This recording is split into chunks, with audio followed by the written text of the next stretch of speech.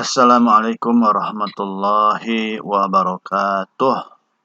Hamdan syukran lillah. Alhamdulillah wa syukurillah ala ni'amillah. Wala hawla wala quwata illa billahil aliyyil azim.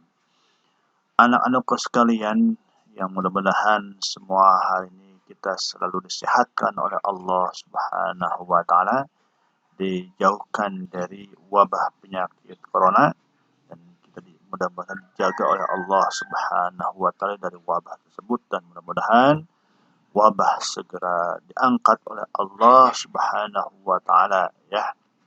Nah, gimana kabarnya kalian semuanya? Mudah-mudahan sehat semua ya. Dan kali ini kita akan membahas tentang bagaimana perkembangan Islam di Indonesia ya. Dalam hal ini Bapak akan menyampaikan sekelumit tentang sejarah ya Islam di Indonesia, tentang organisasi Islam di Indonesia dan sebagainya. Namun nanti untuk lebih jelasnya kalian silahkan membaca tentang sejarah Islam. Nah, kali ini Bapak menyampaikan sejarah ini tidak begitu detail karena memang perihal tentang sejarah masuknya Islam ke Indonesia ini ada beberapa ulama justru menemukan hal-hal yang baru ya tentang sejarah masuk Islam ke Indonesia yang sebenarnya. Nanti Bapak tugaskan kepada kalian untuk menonton sebuah YouTube di akhir ini ya. Baik. Nah, sekarang Bapak hanya menjelaskan tentang kalau berkaitan dengan sejarah masuknya Islam Indonesia, nanti Bapak ada tugas kalian. Cuman Bapak akan menjelaskan tentang strategi apa sih Islam berkembang di Indonesia ini secara pesat ya, di mana para mubalik ya dulu ketika menyebarkan Islam ke negeri kita, ke Nusantara ini, ada beberapa strategi yang dilakukan oleh para mubalik ya. Yaitu yang pertama melalui jalur perdagangan, di mana para mubalik ya selain berdagang ya memang tujuannya adalah dakwah ya, dakwah untuk menyebarkan agama Islam ke Nusantara dan disambi dengan berdagang. Setelah para mubalik ini berdiam lama di Nusantara, maka jalur kedua melakukan menikahi orang-orang Nusantara ya, yaitu dengan strategi perkawinan dan menikahi orang-orang Nusantara, di mana ketika sebelum masuknya Islam ke Nusantara ini, masyarakat Nusantara masih menganut animisme, dinamisme ya. Lalu dinikahilah, otomatis kalau dinikahi itu ya si perempuannya harus sesuai dengan atau seharus agama dengan orang mubalik ya, yaitu Islam.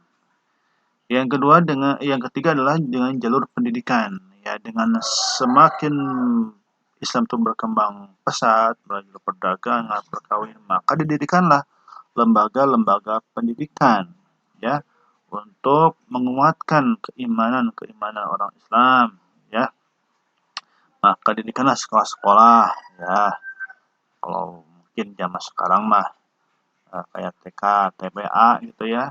Dulu mah, kalau dulu kan seperti ada pengajian-pengajian ya, di langgar, di musola sebagainya seperti itu. Setelah berpendidikan pun mulai berkembang pesat, ada tasawuf ya. Tasawuf itu ya adalah suatu kegiatan untuk lebih memurnikan keyakinan kepada Allah Subhanahu wa taala ya. Terus melalui jalur kesenian ya, kesenian. Maka salah satu upaya untuk menyebarkan Islam di negeri kita adalah dengan melalui jalur kesenian, karena memang seni itu merupakan suatu hal yang disenangi oleh sebagian besar manusia di dunia ini adalah seni ya, atau musik. Lahir dengan apa? Seperti sekarang ada rebana ya, mungkin berkembang lagi dengan marawis, dengan hadroh kan gitu ya. dulu mungkin dengan rebananya, dengan apa itu, ya banyaklah kesenian-kesenian yang diciptakan oleh para ulama, tentunya oleh para wali ya dulu, para wali songo ya itu. Terus sekarang-sekarang ada semakin juga berpesat melakukan melalui jalur politik. Maka sebagai umat Islam ya jangan berdiam diri masalah politik ini ya. Tentu kita sebagai umat Islam harus turut serta dalam bidang politik ya. Karena ada beranggapan manusia sekarang ini menganggap bahwa politik itu harus dipisahkan dari agama. Oh jangan ya. Jadi jangan, tetap kita sebagai Islam harus peran serta dalam politik ini, karena kalau kita tidak peran serta maka kita akan terkalahkan oleh orang lain ya. Tuh. Nah, bagaimana perkembangan Islam ya? Ya sekarang karena Bapak hanya menyampaikan penyebaran Islam di daerah Jawa saja ya. Nah, karena memang waktunya. Karena kedua kita pun berada di Pulau Jawa ya, Pulau Jawa. Jadi secara rincinya bagaimana pertamanya masuk Islam ya silahkan kalian ada tugas nanti. Nah, masuknya Islam ke Pulau Jawa melalui daerah pesisir utara Jawa Timur ya, penyebaran Islam di Jawa dilakukan oleh para wali songo, yaitu siapa saja wali songonya, ada Sunan Gresik atau namanya adalah Maulana Malik Ibrahim, karena dia berada di Gresik maka dinamakan Sunan Gresik ya. Sunan Ampel di daerah beliau adanya di daerah Ampel, tapi nama aslinya adalah Raden Rahmat ya. Raden Rahmat. Ada Sunan Bonang, nama aslinya Raden Makdum Ibrahim ya. Jadi karena dia berada di daerah Bonang. Sunan Derajat atau Raden Qasim Syarifuddin ya. Dan Sunan Kudus namanya ada Raden Ja'far Sharik ya, karena beliau ada di daerah Kudus, bertempat di daerah Kudus maka disebut Sunan Kudus ya. Sunan Giri atau Raden Paku atau Muhammad Ainul Yakin atau Prabu Satmata ya, dinamakan Sunan Giri karena berada di daerah Giri ya. Terus Sunan Kalijaga atau Raden Syahid ada ya, ada Cirebon ya, mungkin kalian sudah ada pernah ziarah kepada makam para waliullah ya, yang suka diadakan oleh mungkin kelompok-kelompok di masyarakat ya. Ada Sunan Muria di daerah Muria yaitu Raden Umar Said ya, dan Sunan Gunung Jati atau Syarif Hidayatullah di Cirebon, Jawa Barat. Itulah nama-nama waliullah yang berperan besar terhadap perkembangan Islam di Nusantara ini ya. Karena perjuangannya sangat luar biasa beliau-beliau ini. Maka kita selalu kirimkan Fatihah buat beliau, mudah-mudahan tempatkan ya tempat yang terbaik oleh Allah Subhanahu wa taala, karena jasanya luar biasa sampai kepada kita ya. Nah, terus karena sekarang sejarah tentang bagaimana kerajaan Islam di Nusantara ya. Ada kerajaan Perlak ya yang berdiri tahun 1840 sampai 1292. Kerjaan Ternate ya 1257 ya, bisa kalian baca saja siapa pendirinya ya. Kerajaan Perlak ini kan didirikan oleh Alaidin Syahid Maulana Ajisa, itu raja pertama ya. Ada Kerajaan Perlak, ada Sultan Mahrum ya. Terus ada Kerajaan Sanur Pasai ya, yang didirikan oleh Maurasilu atau lebih dikenal dengan Sultan Malik As-Saleh, ya. Ada Kerajaan Goa yang raja pertamanya Sultan Alauddin ya. Ada Kerajaan Kesultanan Malaka ya, Sultan Mahmud Shah ini raja ini ya. Terus Kerajaan Islam Cirebon yang didirikan oleh Pangeran Walangsung Sang yang dinobatkan sebagai Sultan Cirebon I ya. Kemudian ada Sultan Cirebon I menyerahkan jabatan kepada Sunan Gunung Jati ya. Nah, itu. Maka kerajaan peninggalan kerajaannya adalah seperti Keraton Kesepuhan Cirebon, Keraton Keprabon, Patung Harimau Putih, ya, bangunan Mande, dan kereta Kesepuhan Singa Barong, dan mangkok kayu bukir. Itu peninggalan-peninggalannya. Ada Kerajaan Demak, ya, itu 1478 sampai 1554, didirikan oleh Raden Fata dan Kerajaan Banten ya, yang berjaya di tanah Pasundan ya, yang merupakan anak dari Sunan Gunung Jati ya. Jadi Raja Banten itu anak dari Sunan Jati, itu Sultan Ageng Tirtasa. Ada Kerajaan Pajang ya, yang berdiri 1568 sampai 1586, itu Sultan Trenggono. Terus Kerajaan Mataram Islam ya, yang pusat di Yogyakarta pada tahun 1588 sampai 1680 ya. Mana keturunan Ki Ageng Sala dan Ki Ageng Pemanahan. Terus sekarang meningkat kepada organisasi Islam di Indonesia. Ya, sekarang ini kita kenal beberapa organisasi besar di negara kita ini ya, yang pengikutnya sangat luar biasa. Yang pertama adalah Muhammadiyah. Ya, satu organisasi besar Islam di negara kita, yaitu satu Muhammadiyah yang mana didirikan oleh Kiai Ahmad Dahlan pada 18 November 1912. Pada tahun itu pada 1925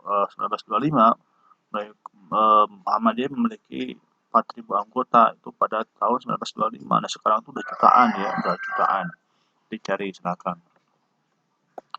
Yang kedua ya ini yang banyak di negara kita yaitu NU Nahdlatul Ulama ya, Ulama yang didirikan pada tanggal 31 Januari 1926 ya, di Surabaya. Pendirinya adalah Kiai Haji Hashim Asy'ari dan Kiai Haji Abdul Wahab Hasbullah ya. Itu pendiri pada Nahdlatul Ulama. Salah satu pendiri pengikutnya yang sama-sama luar biasa banyak ya. Terus ada Al-Irsyad ya, Al-Irsyad ini adalah organisasi yang didirikan oleh keturunan Arab ya. Jadi pendirinya adalah Syekh Ahmad Asy-Syurkati Al-Ansari ya, dan juga Islam asal Sudan. Ya, ini terus ada Persis ya, Persatuan Islam jadi disingkat dengan Persis.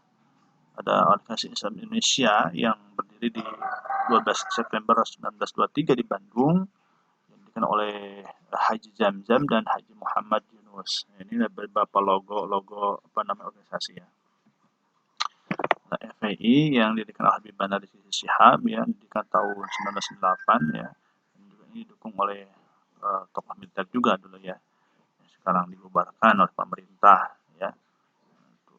Sekarang ada LDII ya, yang berdiri tahun 1 Juli 1972 di Kediri ya.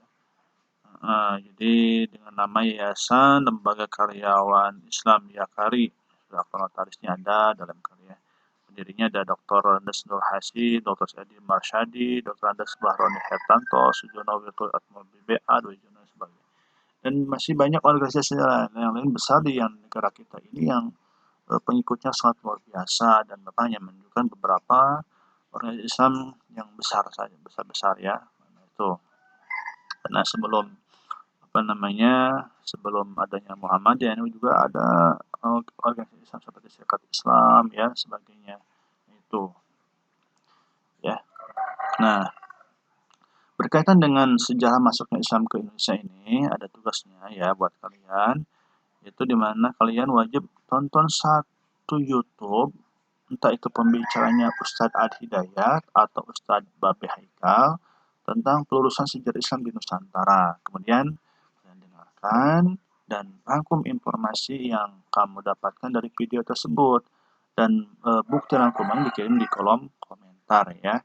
Nah itu tugas kalian ya, karena makanya saya tidak menyebutkan sejarah masuknya Islam Indonesia itu kapan, karena ada penemuan yang sangat luar biasa ya oleh Pak Ustadz kita. Jadi saya untuk lebih meluruskan sejarah saja ya, tonton satu YouTube, baik YouTube-nya Ustadz Adi Hidayat atau Ustadz Babe Haikal ya, tentang pelurusan sejarah Islam di Nusantara. Sekian dari Bapak, mohon maaf atas segala kekurangan. Assalamualaikum warahmatullahi wabarakatuh.